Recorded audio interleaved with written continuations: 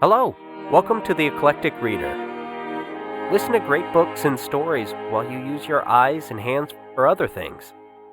Now here's your host, Madison Mason. Hello again, this is Madison Mason, and welcome to Chapter 47 of The Great Quarry Boys. We met a lot of characters so far in this rich tale of life in mid-century rural South, and I'm glad you've enjoyed it so far, and let's go on. The Great Quarry Boys, Chapter 47, The 100th Box.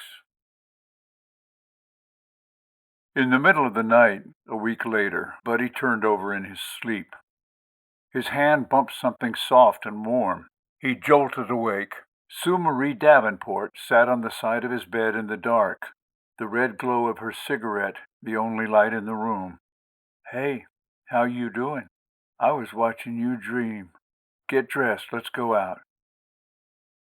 "Daggone, you're back. You scared the crap out. Hand me my jeans over there." He dressed quickly and they crawled out the window she had entered. Out of his warm bed he shivered in the night air as they walked toward their park. "How was Europe? Did you like it?" "It was all right. A lot of foreigners." "Yeah, I reckon." They walked into the park to the swings and sat in the cold chains, swinging, talking. The tree frogs and crickets competed to fill the night with sound. "Play me a song. I missed that." Buddy pulled out his harp and warmed it in his palm. He started softly blowing the blues as she lit another cigarette. "Yeah, that's good," she exhaled. After a moment she said, as if to the night, "He makes me do things." Buddy stopped. "Who? What do you mean?" "Keep playing." He started back up. The night creatures listened. "Nasty things. Sex things. That's why I wanted to go to Europe. It's okay over there. They don't care. Over here it's statutory rape." "Shit." "Yeah. Are you going to the cops? You should report the bastard." Sue Marie was silent as she pulled on her smoke and looked out into the darkness. "I want you to kill him." But he stared. All was quiet. He could feel her eyes watching him in the dark. I don't know if I could do that. Maybe I could. My mama's in jail for killing a woman." "What? Are you kidding me?" "Maybe it's in my blood. I've been trying to get a lawyer to get her out, but ain't nobody interested. Even her husband don't give a damn about her. I'm the only one who cares about her. Maybe I could do it. Maybe I'm just like her." "When did this happen, Buddy?" "Couple weeks ago, while you were gone." "I'm real sorry." She put her arm around his shoulder and laid her head against his. She felt him shudder under her touch. He muttered softly, "I don't know what to do. They're going to send her to state prison or maybe to the gas chamber." "Oh, God, oh, God." Sue Marie rocked him back and forth as they swung in silence. "I'm the Phantom of the goddamn highways. I read it in the papers. Shit, I'm famous." Johnny Malcolm stood on the bed of Slick's truck and flexed his wiry muscles, waving the paper over his head, hopping around in victory. He slung his empty beer bottle as far into the woods as he could. It thudded against the trunk of a nearby pine. 98 mailboxes destroyed. Authorities are baffled. Baffled, BAFF or whatever, as to who could be responsible for the rash of attacks. The Chamber of Commerce is offering a $500 reward for information leading to the arrest of the vandals. $500? Hell, I'm worth more than that. Hey, you wouldn't turn me in for $500, would you, Slick? Depends if they want you dead or alive. Slick found his own humor so powerful he fell into a laugh spasm and a coughing fit. He rolled on the ground, holding his sides in pain. "Real funny, butthole. Damn, I could have swore I hit more than 98 of them fuckers. Well, I'll break 100 tonight, baby. I'm gonna be the mailbox Mickey Mantle, the damn 1955 postal Pee Wee Reese. Shit! I might get in Ripley's Believe It or Not. Ladies and gentlemen, presenting badass Johnny Malcolm, the greatest mailbox killer in the world. Yay! His voice roared out through the forest and died away across the hills with the setting sun. Marlene took a turn for the worse that afternoon. When Herman went to see her, he held her hand all day and into the evening. Doctors never came. The old man sat silent as an ancient bronze sculpture, holding his old lover's limp hand. The nurses brought her dinner, but it went untouched. They gave injections and changed bandages, and still he never let go of her hand. And her doctors never came. It was as if they gave up, as if they knew it was no use, had written her off as just a matter of time. But nobody told Herman. He held her hand because if he let go, she might fly away, and he couldn't let her do that. They tried to make him leave when visiting hours were over, but he was an old bronze statue, deaf, dumb, devoted, immovable. He held his sweet girl's hand, and heaven and hell could not weaken his grasp. So the good nurses let him sit there, almost alone, and the doctors never came. On a Tuesday morning at 6 a.m., the Jefferson City Jail changed shifts. A deputy bringing breakfast to the cells dropped the trays and stood gawking, amid the smell of spilled eggs and coffee, at the still silent figure of Lorraine Scanlon hanging from the highest crossbar in her cell wall. She had ripped her shirt into strips to make a rope. She hung there, cold and white in her bra and prison jeans. She left no note, no explanation, no goodbye. The police told Ralph Scanlon the news at his work. He had to accompany them to the morgue to identify her corpse. Afterwards, he didn't return to the mill, but went home to stay drunk for a week.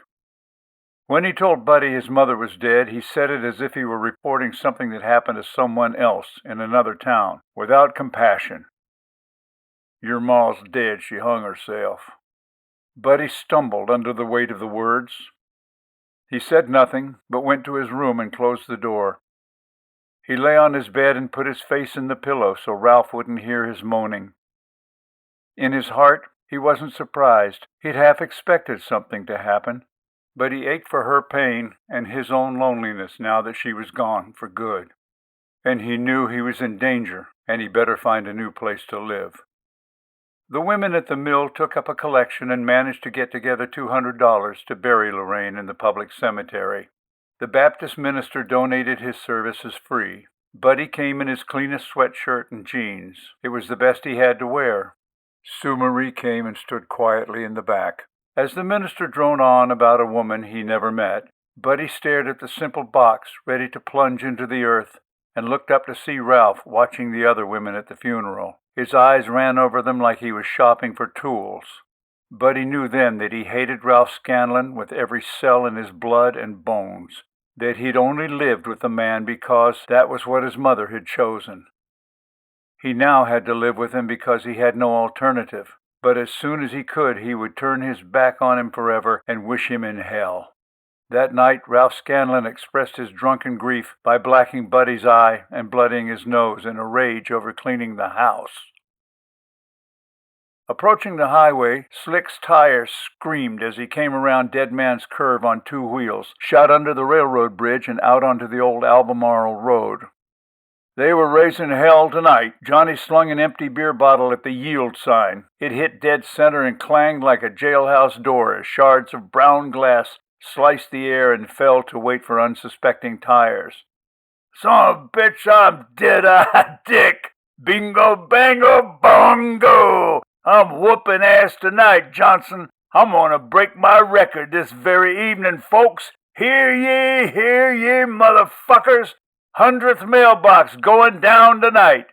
Slick, run on out there on 41. Let's see if that old farmer done come up with anything new and artistic. That'd be a good way to top 100. What do you say? Hell yeah, sounds good. Let's go. Slick was happy.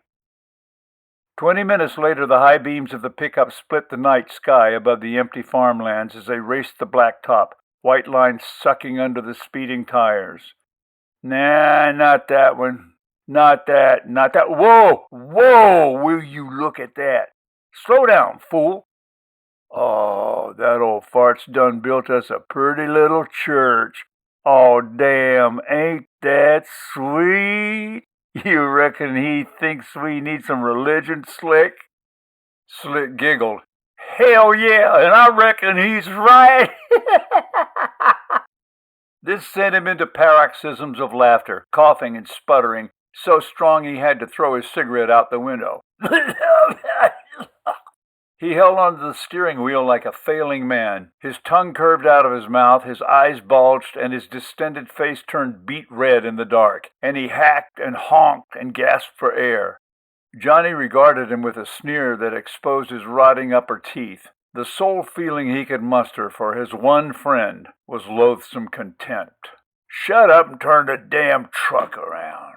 Slick slammed on the brakes and pulled across the road. His tires churned gravel on the far side, and the truck bounced back into the highway. He shifted into third and shot off to the west. After half a mile, they turned again and stopped. Dun, dun, dun, dun. Johnny Malcolm grinned and tried to look evil. Piled on his normally evil visage, this succeeded only in making him look stupid. Let's go get him. Slick popped the truck into first and started down the road. Now, listen, old buddy, ease on over to the side and I'll take out one of these 10 pieces of crap. That'll be number 99. And then head for that little white church and take it kind of slow. I want to see this sucker explode like them damn stupid ducks did. Ha! Toro! Yee-haw! And Johnny assumed the attack pose, hanging out the window, bat at the ready, as Slick swung the truck down toward a silver mailbox. Easy, and blam! 99! Yelled Slick as the chunk of tin flopping around in the glow of the taillights sprawled dead in the center of the highway.